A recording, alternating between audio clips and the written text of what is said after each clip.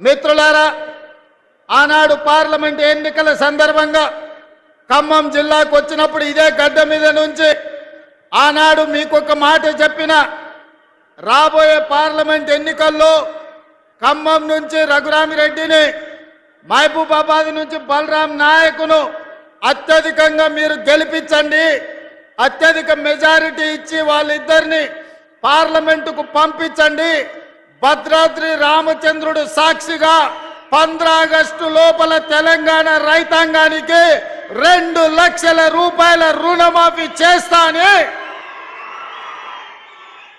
ఈ ఖమ్మం గడ్డ మీద నుంచే తెలంగాణ రైతాంగానికి ఆనాడు మాట ఇవ్వడం జరిగింది. కాంగ్రెస్ పార్టీ శ్రీమతి సోనియా గాంధీ గారి నాయకత్వంలో, మల్లికార్జున్ ఖర్గే గారి నేతృత్వంలో 2004 సంవత్సరం శ్రీమతి సోనియా గాంధీ గారు కరీంనగర్ జిల్లాలో తెలంగాణ రాష్ట్రం ఇస్తా అని ఆనాడు మాట ఇచ్చింది. సోనియా గాంధీ గారు మాట ఇచ్చిందంటే అది శిలా శాసనమే, సువర్ణాక్షరాలతో లిఖించదగిన మాట. మాట తప్పని మడమ తిప్పని నాయకురాలు శ్రీమతి సోనియా గాంధీ గారి మాట మేరకు జూన్ 2, 2014 నాడు తెలంగాణ రాష్ట్రాన్ని ఇవ్వడం జరిగింది. మరి ఆమె కుమారుడు మాట తప్పని వంశం నుంచి వచ్చిన గాంధీ వారసుడు శ్రీ రాహుల్ గాంధీ గారు మే 6, 2022 నాడు వరంగల్ గడ్డ మీద తెలంగాణ రాష్ట్ర రైతాంగానికి 2 లక్షల రూపాయల రుణమాఫీ చేస్తా అని మాట ఇస్తే, ఈ వేదిక మీద ఉన్న నా మంత్రివర్గ సహచరులు, ముఖ్యంగా ఉప ముఖ్యమంత్రి ఆర్థిక శాఖ మంత్రి బట్టి విక్రమార్క గారు పట్టు వదలకుండా రాహుల్ గాంధీ గారి మాట నిలబెట్టడానికి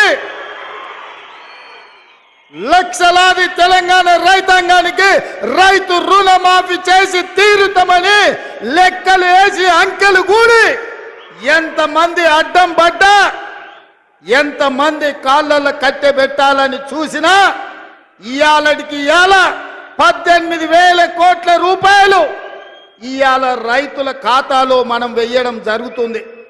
మిత్రులారా, జూలై 18న మొదలు పెడితే ఇయాల 15 ఆగస్టు, సరిగ్గా 27 రోజుల్లో 18,000 కోట్ల రూపాయలు రైతుల ఖాతాలోకి బదిలీ చేసిన ప్రభుత్వం పార్టీ ఏదైనా ఉందంటే ఈ దేశంలో అది కాంగ్రెస్ పార్టీ, తెలంగాణ ప్రభుత్వం అని నేను చెప్పదలుచుకున్నా.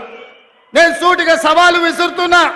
తాటి చెట్టు లెక్క పెరిగితే సరిపోదు, దూలం లెక్క ఉన్నావు, దూడకున్న బుద్ధి కూడా లేదని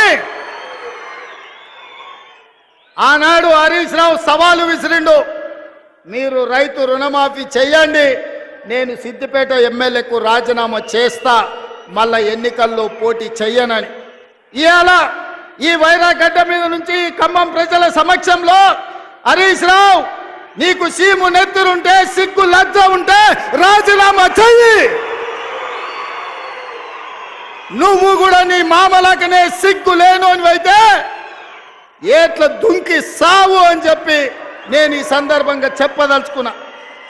ఆయనని నేనన్నా, హరీష్ రావు సిద్ధంగా ఉండు, సిద్దిపేటకు పట్టిన శని పీడ చీడ విరుగడవుతుంది, 15 ఆగస్టు లోపల 2 లక్షల వరకు రుణమాఫీ చేసి తీరుతామని మాట ఇచ్చిన ఇవాళ 15 ఆగస్టు నాడు మళ్ళీ అదే ఖమ్మం గడ్డ మీద నుంచి ఇవాళ సవాలు విసురుతున్న హరీష్ రావు.